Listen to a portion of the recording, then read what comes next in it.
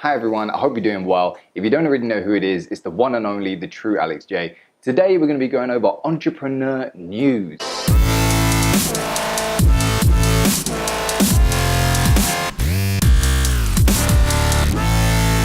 Facebook and Google had $100 million stolen from them via a scam. Got a lot of startups and a lot of capital investment, and apparently that's a bad thing. We have an MP in the UK that's saying Facebook and Twitter should get fined if they're too slow to remove hateful content. There was a group that was scamming people through Facebook using the company Bed Bath & Beyond. They were creating these fake ads. There's a really cool story behind this one. Facebook is almost at 2 billion users, and I want to talk about how that can affect you and your business. Another article that's come out and it's saying Facebook is like Big Brother and they know everything about you. Facebook is also coming up with a way to fight political propaganda. Facebook is also trying to help local journalists, and they're doing a teaching in real life. I want to also talk about Facebook Live and how they're pushing it onto people and how it can impact your business in a very, very positive way. So let's start off with Facebook Live and what's happening right now. There's an article from Travel Weekly, and they said Facebook Live and the push marketing.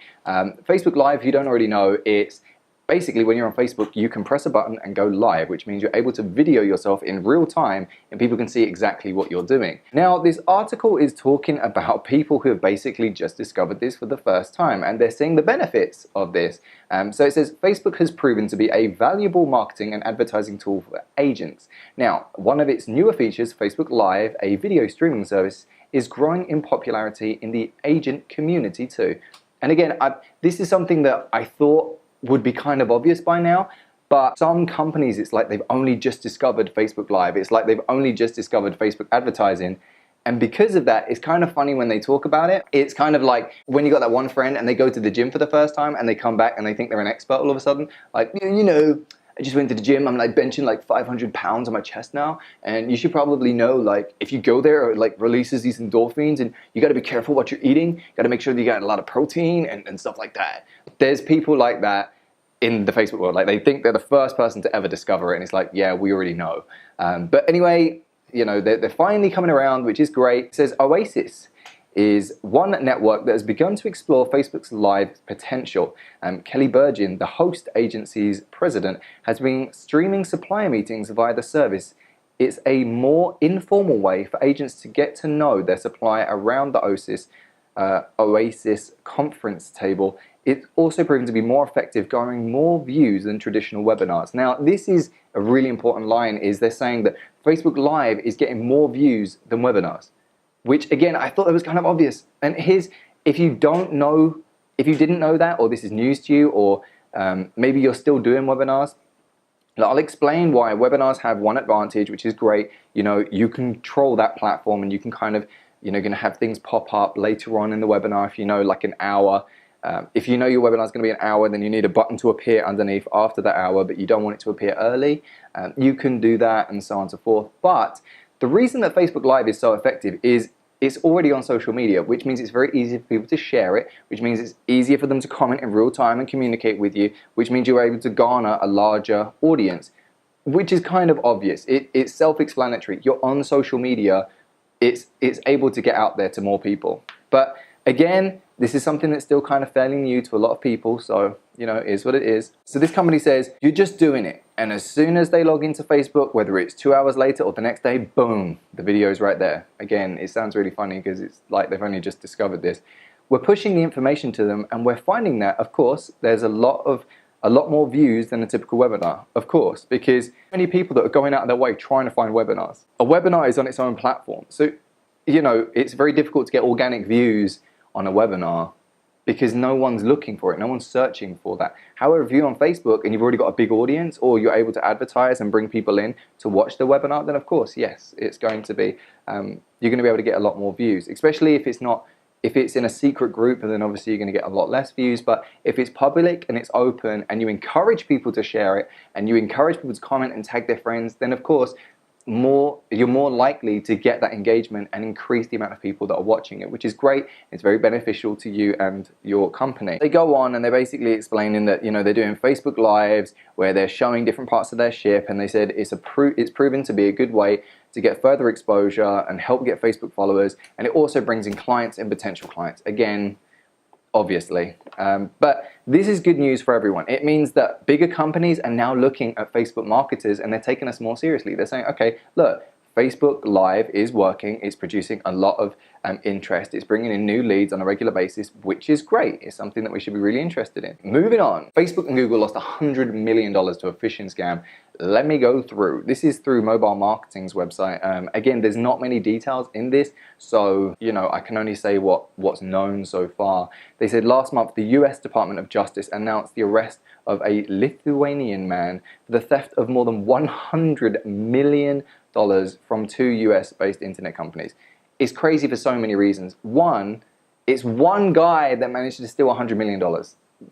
That's insane. You'd think there'd be like some security in place or something, but no, apparently not. So, you know, he managed to somehow steal $100 million from Google and Facebook. Don't know how it was done. All we know that it was phishing, which usually means that there was an email with like a fake website, and somehow they did something and he stole money. Again, there's not many details on this. In this article, it just says the man allegedly behind the scam, which he denies. His name is like, and I'm trying my best to pronounce his name, Evaldas Rimasuaskas, it's a difficult name. 48, is accused of posing as an Asian-based computer hardware manufacturer and deceived the two company of millions of dollars between 2003 and 2015. It is known that this Asia-based computer hardware manufacturer was Taiwan's Quanta Computer from halfway around the... Long story short, some dude somewhere managed to steal all this money. Which is crazy. The other part that's kind of crazy, so he's in trouble. He's been arrested for wire fraud and 3 counts of money laundering, which is, again, crazy. But it was one dude in the US that set these 2 companies up and somehow managed to steal this money. Now he could be going to jail for 20 years. It's crazy that these companies didn't notice for so long. $100 million, like how do you not notice before then? At the same time, I kind of understand in one aspect, because Facebook and Google, they're worth so mumuch money that they probably didn't even notice. They probably had an accountant and he was like going through the numbers and he was like, oh, apparently we lost $100 million. Does anyone know where that $100 million went? And it's like, no, I've got no idea. No idea. You know, it's probably in the cushion somewhere. Did you check under the sofa? Did you check behind the pillows? You know? Moving on. So then we have another article which is about Facebook again. And I know that there's a lot of Facebook news. It's just, I'm going through all these articles and the most interesting ones are from Facebook right now. So basically Facebook got in a lot of trouble a while back for, you know, fake news. And I say fake news like that, not because I'm saying that the fake news isn't fake. I'm just saying that there was some real news that was being deemed fake and there was some fake news that was being deemed real. The whole thing was confusing.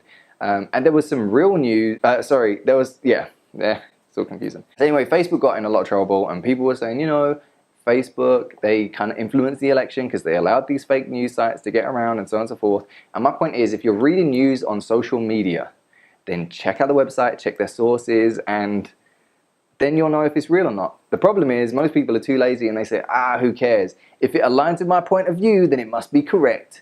I don't care if it's wrong, it's correct because it aligns with me. And that's the problem. Whether it's real or whether it's fake, if it aligns with their point of view, they'll just say it's real and they'll share it and they won't care. And there's so many websites that appear legitimate, but they're not, and there's so many satire websites. And the problem is some people, they read the satire news and they think that's legit. So again, it's confusing. It's very, very difficult for Facebook to stop. But anyway, Facebook have been going out of their way and they've been doing these real life events to help journalists. Facebook started 2017 with a road trip down south to meet with local journalists. As those trips continue, the social media giant announced another level of in real life engagement on Thursday, a training and support pilot program for local legacy and online newsrooms, which I think is great.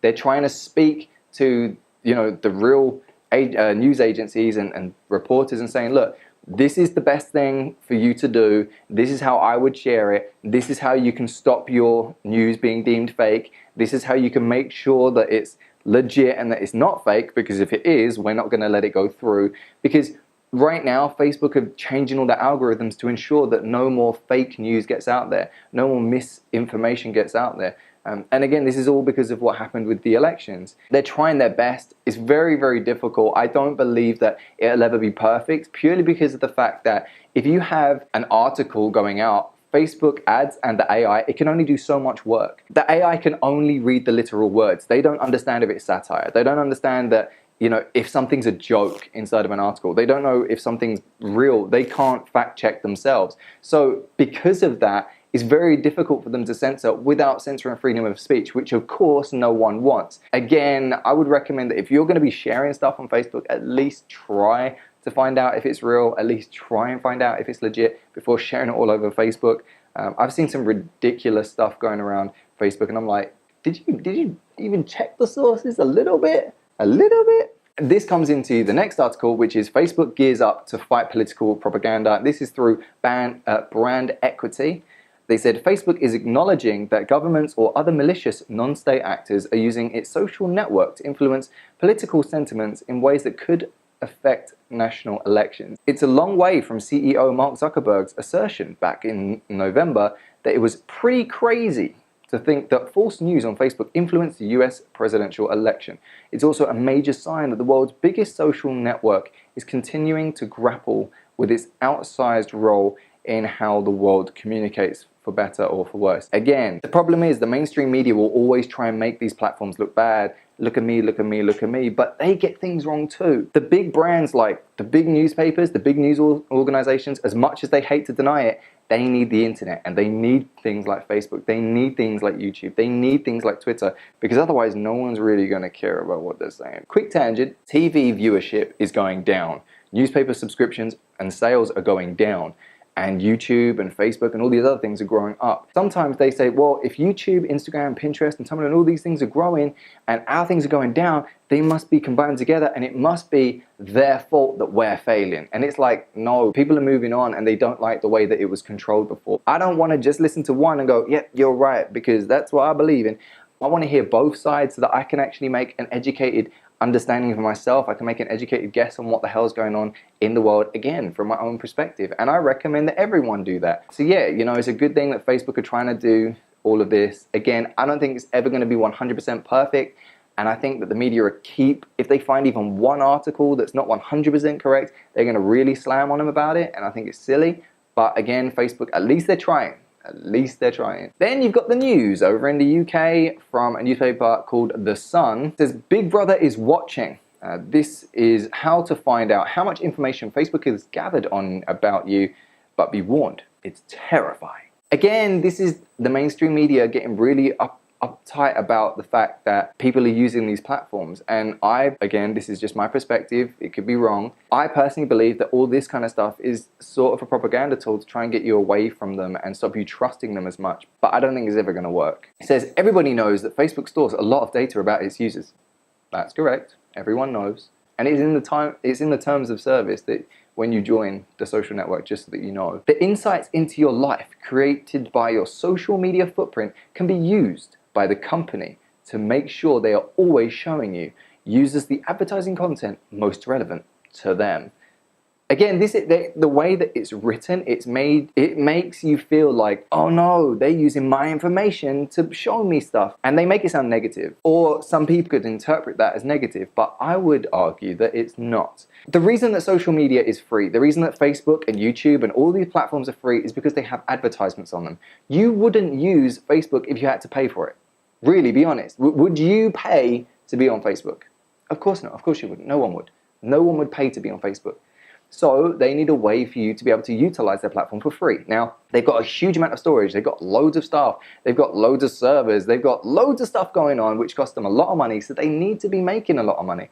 Now, yes, do they advertise you? Of course they do. Is that a good thing or a bad thing? Well, you can argue for yourself. But here's one thing I would say. I would rather that they use my data to advertise to me directly rather than just sporadically throw anything at me for quite a few reasons. One, imagine if for me, someone started advertising to me old stamp collections. Dude, I'm never gonna buy that. I don't care about old stamp collections. Why are you showing this to me? It's not relevant. Let's say that you're designing a new house, right? And you know that you're looking for like new curtains and beds, and you've been on a few websites, and Facebook's, you know, advertising to you beds and other stuff, and they're saying, look, this is the kind of stuff that is being advertised to you right now. That's great, that's relevant to you, and it's gonna help you through your buying process. You're gonna say, I'm trying to find a bed. And then Facebook starts showing you some other bed adverts and stuff that you have already been looking at, that you're in the market to buy. It's gonna allow you to buy that. So I would say, you know, it's a good thing. You have a website that's giving you things that you're already looking at and that you're already interested in, which is good. I don't see any negative in that. Also, as an advertiser, again, I think it's a really good thing. I can target my audience. You don't want random ads coming at you left, right, and center that are completely irrelevant. It'll make the experience really, really frustrating when you're trying to go through Facebook and you've got ads for broken light bulb that's for sale, or purple dancing frog that can only scream the word purple. Like it, you want to make sure that the advertisements are relevant to you because it's helpful for you. Also, no one's forcing you to buy anything. No one's forcing you to buy anything. Like just because the advert's there doesn't mean you're going to buy it. So again, it isn't any cost to you, but it means that the company's making money and they're going to be able to keep supporting it. It's a mutual agreement. If you go onto Facebook and you see an advertisement that is relevant to you and you like the product or service and you decide to buy that product or service, good for you, good for the company that you purchased it from, and good for Facebook for being able to make money and provide a service to help the advertiser and you find the product that you wanted and help them make money. It's a win-win for everyone. No one loses. My goodness. Moving on. Facebook is almost at 2 billion users, which is insane. There's so many people that are now using Facebook. I can't even believe it. There's like a live countdown. I'm on the telegraph.co.uk. They've got this live countdown. It's crazy. It's moving so quickly. They're very, very, very close to hitting their 2 billion users. And again, this is relevant to you for quite a few reasons. One, if you're a Facebook marketer, that means that no matter who you're looking for, no matter who you're trying to target, no matter who you're trying to market to, they're on Facebook, period. Doesn't matter if it's a pilot. Doesn't matter if you're looking for someone that rides in submarines. It doesn't matter if the person that you're looking for loves drinking energy drink. It doesn't matter if the person you're looking for is 65 years old and barely communicates with the grandson anymore. My point is, no matter who you're looking for, they're on Facebook. So you can target that exact person. Obviously, you can make money and it's great for the consumer again. Facebook is by far the largest social media platform. Is absolutely destroying anything else out there. Now in comparison, like if you want to compare stats, now this is just a print screen, so obviously the numbers are going to be a little bit wrong because, you know, things have updated since. This was in February of this year. Facebook had 1.86 billion users, WhatsApp had 1 billion, Instagram had 700 million, and Twitter only had 328. Personally, I believe that Twitter's on its way out. I think Snapchat's on its way out. I've spoken about this before. If you don't know why, I would check out my last video because I really did go into depth about that. So congratulations, Facebook. Well done. You're crushing it. Personally, I think that Facebook's about to make it available so that on your live streams, I think they're going to allow you to make money from them. I think they're going to start doing advertisements or maybe donations, kind of like Twitch. I'm not sure what way they're going to go with it, but I have a weird feeling they're about to start allowing you to make money from your videos and your live streams. Now the reason I say that is because quite a few years ago, about 3 years ago or 2-3 years ago, they were kind of having a competition with YouTube about their video stats. On top of that, they've also announced that they're going to be doing Facebook advertising on the videos themselves, on live streams and on videos. And thirdly, I noticed just recently that Facebook's getting really good at doing content ID, aka they can find out if music is copyrighted or not, and they can flag it and they can stop you posting it. So they're kind of going in that direction. I think it's the direction they're going to move towards. I think it's something that will happen in the future, in the very near future. So I would say now's the time to grow a Facebook platform because I think they're gonna start getting the money in on that. Then you got the crazy Facebook scam about Bed Bath & Beyond. Now the company themselves weren't involved. Someone somewhere managed to make this fake advertisement about Bed Bath & Beyond. They said if you complete this survey, then you'll get a $75 coupon. Unfortunately, loads of people went through, they filled out the survey to get their coupon. They got the coupon and it wasn't real. I'm not really surprised. Again, this is something that's very difficult for Facebook to, handle. One of the ways that in future they could stop that is perhaps maybe they need to prove, if it's a big company like Bed Bath & Beyond, perhaps they have to prove that they work for that company or that they're a marketing associate of that company. before they allow people to run those ads. Maybe that's a solution that they'll use in future. Bed Bath & Beyond did clear things up. They put on their official Facebook page, you know, this wasn't us, this is a scam, don't fall for it. Just so that you know, when you go through to a website and it says that you have to fill out a survey first to do something, usually you can tell if it's a paid survey, like if you fill it out, they'll get paid. The reason that you can tell it is because if you look at the top, normally it says like an ad, or it says that they're gonna get a financial reward for it, so I would watch out for that. So the MP in the UK saying that Facebook and Twitter should be fined if they're too slow removing hateful content. Ridiculous, ridiculous. I don't think that's possible. You have almost 1 billion users posting content constantly, like every second. There's like 100,000 posts that are going out. There's a lot of stuff going out every second on Facebook. Facebook can't possibly monitor every single part of that. AI doesn't work like that.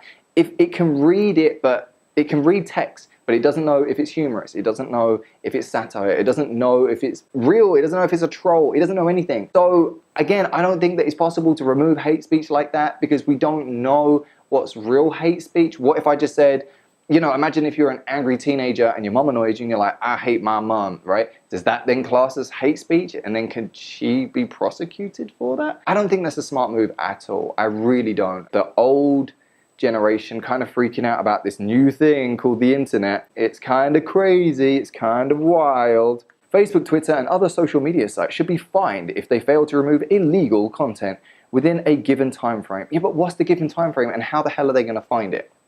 Do you know what? I wish Facebook and Twitter and everyone, they said, you know what? We agree with you. You come up with a solution and we'll talk. You come up with the solution that doesn't affect our revenue, that won't affect free speech. If you can come up with that, you create the program, you create the AI to do that, come to us, we'll talk. Because it'll never happen. In a highly critical report, the Home Affairs Committee said social media companies were shamefully far from tracking dangerous and hateful content. Look, you choose who you follow. Okay, you choose who you follow. You have the option to block people. You have the option to unfollow people. If you don't like what people are saying, stop following them. Stop. Just block them if they're annoying. You can remove that problem really quickly. You have that option. It shouldn't be up to the social media platform themselves to sit and find every single message and interpret what people mean. And what happens if it's a picture? Then do they have to do picture AI to? It's crazy. It's too much. Like if it's on a really big platform, like on a really big profile, like let's say they have like 20 million followers and they're like, yeah, these are perfect or something like that. Yes, I understand. Okay, you can remove that. That's not a problem. But if they haven't got a really big platform, it's just a small one that just tweets out, like, how are they going to find it? In their report, MPs on the committee said it was completely irresponsible of some of the biggest social media companies not to be more proactive in tackling hate speech and other dangerous and illegal content online, given their size, resources, and technology. I think that you kind of nailed the problem right there. It's given their size. If Facebook was like 10 people, dude, they could monitor it. But you're speaking about almost 2 billion people. You can't even employ that many people to sit and monitor that many people. Can you see the problem? Can you see the problem? Moving on, there's a surge in startups and capitals, and apparently that's a bad thing. You know, this article is by VentureBeat. They're saying that startup numbers have surged and so have VC investments, and they're saying that there's a lot more people now starting their own businesses, and there's a lot more people investing in these, but they're saying it's a bad thing because it doesn't quite match up. They said in January 2004 there were just 5,350 venture-backed companies in the US. By March 31st, 2017, that number has ballooned to 16,064. While I expected an increase, the magnitude surprised me. I'm not really surprised given the economic climate, so you know, it's not really a surprise to me. They're saying it's bad because, you know, they're trying to spread too much money across too many places that aren't bringing enough returns, which means there's going to be a lot of people losing money and a lot of investments losing money, and it means that there's not going to be many successful companies and blah, blah, blah, blah, blah. It's a difficult one. I mean, you're looking at a huge marketplace, and yes, some companies will fail. In fact, most companies will fail. I don't think that's a reason to be worried. I don't think that's something that you should really focus on. I mean, if companies want to invest in stuff, let them invest. If they don't want to invest, don't have to invest.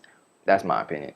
So I hope you guys have enjoyed this video, and please make sure to hit that thumbs up button. Make sure to leave a comment below. Tell me your opinions. What do you think about all this crazy stuff? Do you believe that Facebook and Google and Twitter should be responsible for all the content on there? Do you have a solution for them maybe? You'll make a lot of money if you have a solution. What do you think about these crazy ad situations, that scam that just happened to Google and Facebook? Like, what's your opinion? I'd love to hear from you. Please leave a comment below. If you haven't already, make sure to hit that subscribe button, and I look forward to speaking to you guys again soon. In the meantime, peace.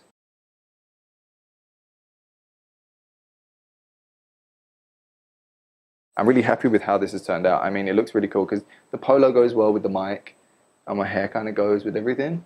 And the lighting, I really like the lighting. So I think I'm going to keep this angle from now on.